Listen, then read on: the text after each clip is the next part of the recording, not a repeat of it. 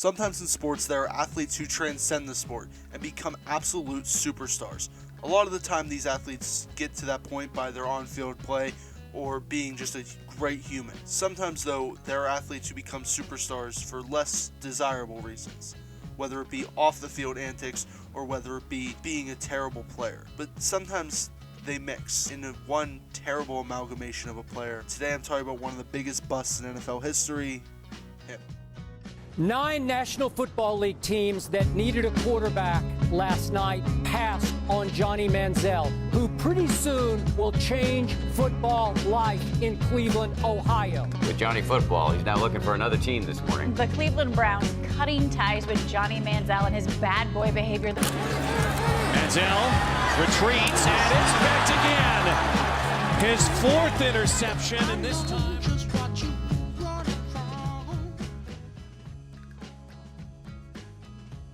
Our boy Johnny was born in Tyler, Texas on December 6th of 1992. He attended Tivy High School and was a multi-sport athlete, playing football, baseball, basketball, and golf. Of course, he excelled mostly at football and would actually play receiver for most of his high school career. And then they would change him to quarterback, and he'd go off, of course. He would win a bunch of accolades and would actually only be a 3-star recruit coming out of high school. A lot of people at the time thought he should be 5-star, but that didn't stop the offers from rolling in for him. He would get offers from schools like Baylor, Colorado State, Louisiana Tech, Oregon, Rice, Iowa State, Tulsa, Stanford, Wyoming, and of course, Texas A&M. Of course, our boy would commit to Oregon. Yeah, actually, his first commitment was to Oregon rather than A&M, which we know he ended up going to. He would, of course, decommit from Oregon and then attend Texas A&M. Let's just say this. Anyone who watched college football in 2012 and 2013 knows where this story goes. Our boy Johnny Football had such big shoes to fill at A&M instantly. He was replacing the 3rd whitest quarterback in the league, Ryan Tannehill. Yes, I ranked them. Then he played a game against Arkansas, where he broke the record for total offensive yards, counting for 557. The previous record was 540, set by Archie Manning. Then, like 2 games later, he broke his own record again with 576. Again, this is always a freshman. He was already coming out the gate swinging. But what really made his name, what really set him off to the stratosphere, was the game against Alabama. Not only would he beat Alabama, but of course it was a ranked 1 Alabama in Tuscaloosa, put him on the map instantly. All this was in his freshman year, and of course all of these great, amazing stats and accolades would lead to him being a Heisman finalist. The other finalists were Colin Klein, who I don't have much to say about, and Manti Te'o, the catfish victim. And of course, the 2012 winner of the Heisman Memorial Trophy is Johnny Manziel.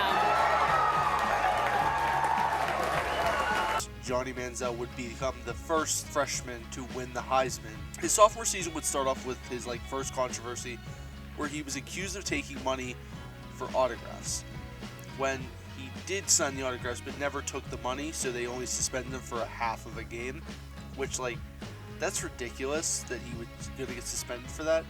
Even without NIL, it's still a ridiculous statement. He was still elite in his sophomore year, but it wasn't anywhere close to the freshman year. He would end that year 5th in Heisman voting, and after that, our hero would declare for the 2014 NFL Draft. Teams have to be fighting over the chance to draft him, right?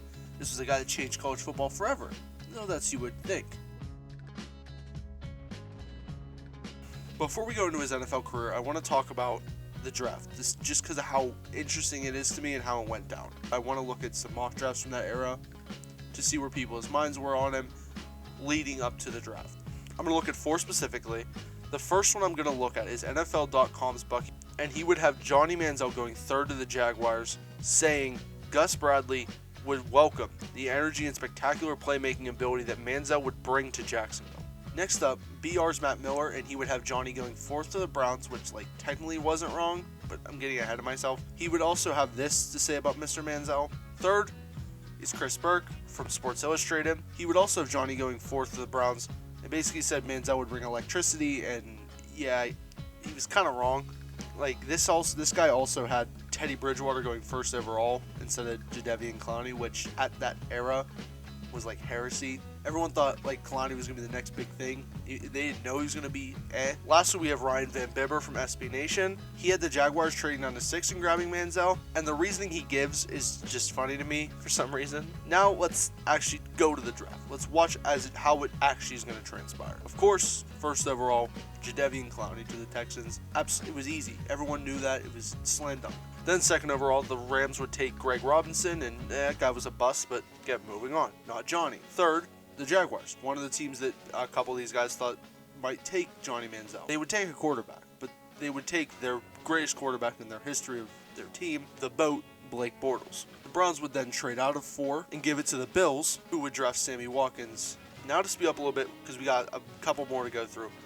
Here are the next picks were as shown. Most notably, Johnny Manziel's favorite target from Texas A&M, Mike Evans, would go at 7 to the Tampa Bay Buccaneers, and everyone knows how good he's been in his career. And as the draft kept going on and on with each pick that was coming in and out that wasn't him, he was getting more and more nervous as reports kept flowing in about it. But then, the 22nd overall pick from the Eagles would be traded to the Browns. And well, with the 22nd pick in the 2014 NFL Draft, the Cleveland Browns select Johnny Manziel.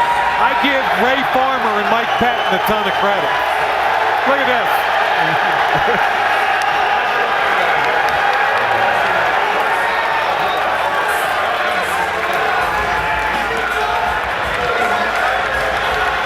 Johnny Manziel is going to Ohio. Before I move on, I want to play this clip of what Rich Eisen says as Johnny Manziel got drafted. Is this the time the Browns finally get the face of their franchise to lead them to where they so crave? To me, it's just so chilling with the hindsight we have now. Now, though, it's time to jump into his actual NFL career. So now that the NFL draft is done, it's time to actually look at his NFL career. Now, yes, Johnny probably didn't expect to drop as far as he did, but you would expect him to come out in his rookie season with a chip on his shoulder and really show out to prove everyone who passed on him wrong, right? And one of the first things he does is flip off the entirety of the Washington sideline and get fined $12,000 in a preseason game. Then, on November 30th, 2014, it happened. He would come into a game after Brian Hoyer wasn't doing too good. They'd put him in. The game was decided already. There was nothing Johnny could have done to change the outcome, but he could have a good first showing. During that playtime, he would get his first touchdown. It would be a rushing touchdown, but it was still his first touchdown. Then, 2 weeks later, he would make his first start against the Bengals. Mr. Football would go 10 for 18, throwing for 80 yards and 2 interceptions. He also took 3 sacks, which kind of yikes. And of course, they lost the game 30-0. The following week, he would get a hamstring injury, and that would kind of be the last of his rookie season. He would end his rookie season with this stat line. Yeah, he didn't have a passing touchdown in his rookie year, and at the end of the year, his work ethic and commitment would come into question by people within the Browns organization, by some players. There were still some players that had a lot of faith in him and said that not all hope was lost. And then in his second year, on September 13th, he would throw his first touchdown pass. His second year wasn't any better than his first. Then a big controversy came out when during the Browns bye week, he would be caught on film partying in Texas rather than doing what a normal NFL quarterback should be doing. And after all this, after the poor play, after the partying and the commitment issues, the Browns already had plans to release him at the end of that year. But then he would get investigated for a DA incident with his ex-girlfriend. The charges would later be dropped after he attended anger management courses, and yeah, that didn't help his case. And of course, on March 11th, he would get released from the Browns just 2 years after being drafted and being seen as one of the top prospects in the NFL draft, ending his NFL career before it ever even got a chance to start. But something tells me that's not really the end of his journey.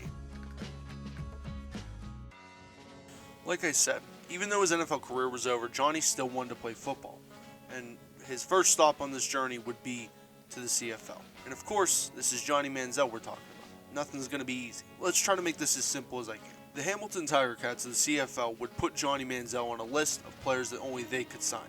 The Tiger Cats had him doing various workouts and medical tests to make sure that he was ready to play in the CFL with them.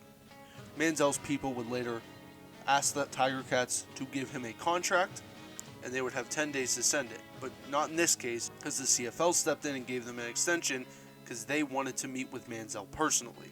Johnny Manziel would go and meet with CFL Commissioner Randy Ambrose. And after all that, the CFL said that Johnny Manziel could not sign with a team in 2017. And they said that he could only sign in 2018 if he met certain conditions agreed upon by him and the CFL. And then, again, after all of that, on May 19th of 2018, the Tiger Cats would finally get a deal and he would sign a contract. On the 22nd of July, he would get traded to the Montreal Alouettes after he was a backup for 6 weeks. Then on August 3rd, Johnny would start his first game in the CFL against the Tiger Cats, and by halftime he had 4 interceptions. He would end the season with these stats. Manziel, though, thought he played pretty well for his first season, factoring in the rule changes and all the other stuff he had to go through. Then, of course, because this is CFL Johnny Manziel, he couldn't just get released and moved on. The Alouettes would be told by the league they had to release him because he violated those certain conditions I mentioned earlier, and that something he was supposed to do was see a doctor, therapist, and take a drug test every week. He didn't do one of those, and it's that simple. He had to be released. 2019, his next stop would be the AAF, where he would sign with the San Antonio Commanders, but they would eventually place him on waivers not long after signing him, and then the Memphis Express would sign him off the waivers. He played 1.5 games, leaving with a concussion in the second. Then 3 days later, the AAF went under, and that's it, really. That's the end of that story. His third and final stop was the fan-controlled football, which is like arena football, but fans control some of it. And this is how to describe it on their website. He would sign with the Zappers, the team his buddy Bob Menery is the co-owner of. In an interview with USA Today in 2021, he said that he basically only joined the league because he was bored as hell. He didn't play much in his first year, and in the second year he would become a player coach. The Zappers would win the league in 2022, which, hey, that's pretty cool. That's a pretty good thing. He gets a championship out of all this. Basically, that wraps up the football part of his life. Lastly, though, before I completely end this video, I do want to touch on the more personal side of him. He did an interview with Good Morning America in 2018 where he would tell the interviewer how much he's changed and how he wanted to return to the NFL. And while that second part is true, you can definitely tell by how he talks and how he conveys himself in that interview that he has changed and matured a slight bit. Taking a look at my mental health a little bit and making it a priority in my life, and Bree making it a priority in my life, to where I'm taking medication for bipolar, and I'm working to try and make sure that I don't fall back into any type of depression. He also touched on saying that he was self-medicating with alcohol, and he was also struggling with bipolar disorder, and obviously mixing a mental illness with alcohol abuse is never a good combination. It's going to lead anybody down a severely dark path, which he was straying towards. He was drinking less, and he was taking medication for the bipolar disorder, looking towards an even better version of himself. Then he would go on the You Never Know podcast in 2020, and he was taking more accountability for the things that he did, losing the locker room in Cleveland and not having the respect of his other teammates. Looking back on it now, I would say I absolutely 100% lost their respect. Why wouldn't you? If I was one of them looking back at what I was doing and your decisions that you make off the field impact if I put food on mine, yeah, I'd feel some type of way, 100%. I would say we wasted a draft pick to go get this guy who doesn't give a fuck. Right. And that's my only thing in life that I haven't been able to look back and like fully have closure on, probably now that we talk about it real shit. Amazing. Stating things like, if you put any other man in my situation, they would have done the same thing, which I respectfully disagree with, but you can tell that he definitely has matured so much more even from that 2018 interview.